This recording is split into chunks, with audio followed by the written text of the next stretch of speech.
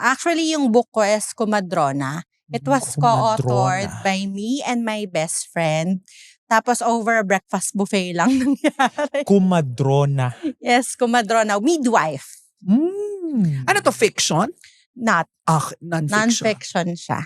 So ngayon, yung me and my best friend, we meron akong sponsored travel sa Subic. Sinama ko siya kasi naubos na yung leave ng asawa ko. So ikaw na lang, kailangan ko ng kasama. Hindi na makasama yung husband ko. So pagdating doon, sabi namin, over breakfast buffet, alam mo, puro na lang tayo pera. Gawa naman tayo ng passion. Okay. Parang ganon. Passion project niyo ito. Passion project namin siya. Sige, sulat tayo. Ang title na, nagbibiroan lang kami, title natin, Kumadrona. Sige, ganun lang. As in, ganun lang siya kasimple. Kasi parang may nakita lang ako na call for manuscript. Tapos within 2 weeks, ipapasa na agad. So after namin magkita nun, nagsulat na kaming dalawa.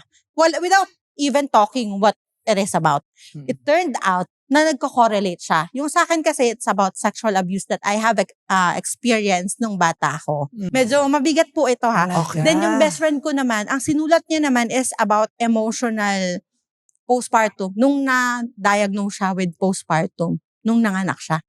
Tapos yun, kinuwento ko yung journey ko into motherhood as well. Kinuwento niya yung journey niya into motherhood. And how we met then. We met kasi before as a brand ambassador ng isang brand. Tapos dahil medyo maganda pa nga tayo nung panahon na yun, no?